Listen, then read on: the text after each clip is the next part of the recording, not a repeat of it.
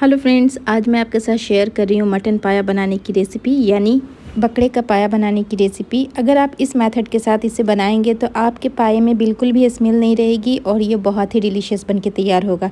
तो आज जो रेसिपी मैं आपके साथ शेयर कर रही हूँ ये बहुत ही ईजी है और बहुत जल्दी बन जाता है इससे आपका पाया। इसे आपको बहुत ज़्यादा भूनने की भी ज़रूरत नहीं पड़ेगी और आपका पाया बहुत डिलीशियस बन के तैयार होगा। तो चलिए आज की इस रेसिपी को हम शुरू करते हैं। तो यहाँ पर हमने लिया है बकरे का 4 पाया। तो आप देख सकते हैं इसे मैंने 3 टुकड़ों में कट कर लिया है, यानी एक पाए को 3 टुकड़ों में काटा है। पहले बीच से काटा है और फिर जो उसका पाँव है आगे का हिस्सा उसे 2 टुकड़ों में कट किया है। तो अब हम इसे क्लीन कर लेते हैं। तो यहाँ पे हमने लिया है 1/4 कप गेहूं का आटा और इस आटे को हम इसके ऊपर इस तरह से छिड़क देंगे। तो पाया जो है इसे मैंने पहले अच्छे से धो लिया था और उसके बाद इसे अच्छे से ड्राई कर लिया है और फिर मैंने इसके ऊपर आटा डाला है। और अब हम आटा डाल के इसे रगड़ रगड़ के इस तरह से क्लीन करेंगे ताकि हमारा जो पाया है आटे के साथ बहुत अच्छे से क्लीन हो जाता है। तो आप भी जब भी पाया बनाएं तो पहले उसे आटे से ज़रूर क्लीन कर लें। तो यहाँ पे एक पाँव को लें और इसे इस तरह से अपने अंगूठे से इसे अच्छे से रब करें ऊपर नीचे चारों तरफ से, और फिर देखिएगा कि आपका जो पाया है वो ईज़िली क्लीन होना शुरू हो जाएगा। तो आटे से ये बहुत आसानी से क्लीन हो जाता है। तो आप इसे बनाने से पहले आटे से ज़रूर क्लीन कर लीजिएगा। तो इसी तरह हम सारे पाए को हाथों से रगड़ रगड़ के इस तरह से क्लीन कर लेंगे ताकि जो भी एकाक बाल इसमें लगे होंगे वो अच्छे से साफ़ हो जाएं। तो यहाँ पे मैंने इसे अच्छे से क्लीन कर लिया है।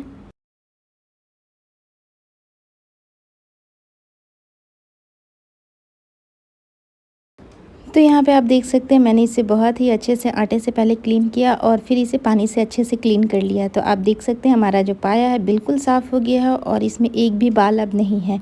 तो इसी तरह आप इसे क्लीन कर लीजिएगा। तो अब हम चलते हैं नेक्स्ट प्रोसेस की तरफ। तो यहाँ पे हमने लिया है एक प्रेशर कुकर और इसके अंदर ऐड किया है आधा कप सरसों का तेल। तो सरसों के तेल में पाए का टेस्ट बहुत अच्छा आता है, तो आप भी कोशिश कीजिएगा सरसों के तेल में ही बनाएं। साथ ही में डाला एक तेज़पत्ता, एक बड़ी इलायची, 2 छोटी इलायची, आधे इंच का दालचीनी का टुकड़ा और 4 लौंग। और अब हम इसके अंदर ऐड करेंगे 2 मीडियम साइज़ की प्याज जिसे हमने स्लाइस में कट कर लिया था। तो गैस की फ्लेम को मीडियम टू हाई करते हुए इस प्याज को हमें थोड़ा कुक करना है। प्याज को हम गोल्डन ब्राउन नहीं करेंगे, इसमें बस हल्का सा कलर आ जाए, बस इसे उतना कुक करना है, यानी लाइट गोल्डन हो जाए।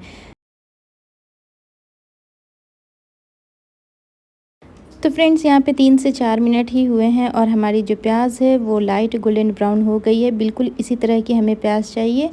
तो अब हम इसके अंदर ऐड कर देंगे अपने पाए जो हमने क्लीन करके रखे हैं। तो इसे 1-2 बार आप चाहें तो और अच्छे से थोड़ा सा और गोल्डन कर लें और उसके बाद हम इसके अंदर ऐड कर देंगे अपने पाए। तो फ्रेंड्स आज जो रेसिपी मैं आपके साथ शेयर कर रही हूँ ये बहुत ही क्विक बन करके तैयार हो जाती है और बहुत डिलीशियस बनती है। तो जो टाइम लगेगा आपको इसे कुक करने में टाइम लगेगा, इसकी भुनाई हमें बहुत ज़्यादा नहीं करना है और इसके अंदर कोई भी स्मेल नहीं रहेगी। तो पाया डालने के बाद भी हम गैस की फ्लेम को हाई कर देंगे और हाई फ्लेम पे हम इसे 3 से 4 मिनट के लिए फ्राई करेंगे। तो यहाँ पे मैंने अपना स्पून जो था वो चेंज कर लिया क्योंकि स्पैचुला से ये अच्छे से नहीं मूव हो रहा था। तो अब हम इसे कंटिन्यू चलाते हुए 3 से 4 minute medium to high flame पे अच्छे से फ्राई कर लेंगे ताकि इसके अंदर जो भी स्मेल हो वो अच्छे से निकल जाए। और जब हम 3 से 4 मिनट फ्राई कर लेंगे उसके बाद हम इसमें आगे का प्रोसेस करेंगे। तो यहाँ पे मैंने इसे 3 से 4 मिनट हाई फ्लेम पे फ्राई कर लिया है। अब हम इसके अंदर ऐड करेंगे 2 टीस्पून जिंजर गार्लिक पेस्ट और इसे भी हम 1 मिनट के लिए अच्छे से फ्राई कर लेंगे ताकि जो अदरक और लहसुन की कच्ची स्मेल है वो अच्छे से निकल जाए। तो यहाँ पे 1 से 1.5 मिनट मैंने इसे मीडियम टू हाई फ्लेम पे अच्छे से फ्राई कर लिया है। अब हम इसके अंदर ऐड करेंगे कुछ पाउडर्ड मसाले। तो यहाँ पे हमने लिया है 1 टीस्पून रेगुलर मिर्च और 1 teaspoon Kashmiri red chilli powder लिया है और हाफ़ टी स्पून हल्दी का पाउडर लिया है और 1 टीस्पून धनिया का पाउडर लेंगे और हाफ़ टी स्पून ज़ीरे का पाउडर और 1 टीस्पून लिया है नमक। तो इन सारे पाउडर मसाले को हम ऐड कर देंगे अपने पाए के अंदर। और जैसे ही हम मसाला ऐड करेंगे तो साथ ही में हम इसी पॉइंट पे इसमें ऐड करेंगे थोड़ा सा पानी ताकि जो हमारा मसाला है वो जले नहीं। बिल्कुल थोड़ा सा डाला है 1 टेबल स्पून और गैस की फ्लेम को बिल्कुल लो कर देंगे और लो फ्लेम पे हम इसे बस 1 मिनट के लिए भूनेंगे।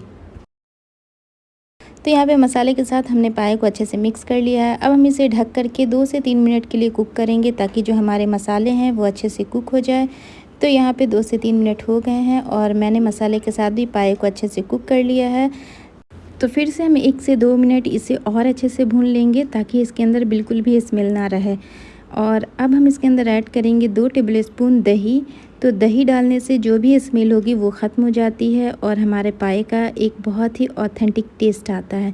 तो आप दही ज़रूर डालिएगा और दही डालने के बाद भी हम इसे 2 मिनट के लिए अच्छे से भून लेंगे। तो फ्रेंड्स, जब भी आप दही यूज़ करें किसी भी खाने में तो गैस की फ्लेम को बिल्कुल लो कर दीजिएगा ताकि जो हमारी दही है वो फटे नहीं और इसे कंटिन्यू चलाते रहना है। तो फिर से हम इसे ढक कर के बस 2 से 3 मिनट के लिए कुक करेंगे ताकि हमारा जो पाया है वो दही के साथ भी अच्छे से कुक हो जाए।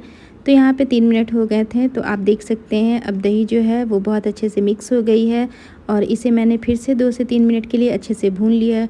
टोटल हमने इसे 8 से 10 मिनट भूनना है। तो यहाँ पे लगभग 7 से 8 मिनट हो गए हैं, मैंने इसे अच्छे से भून लिया है।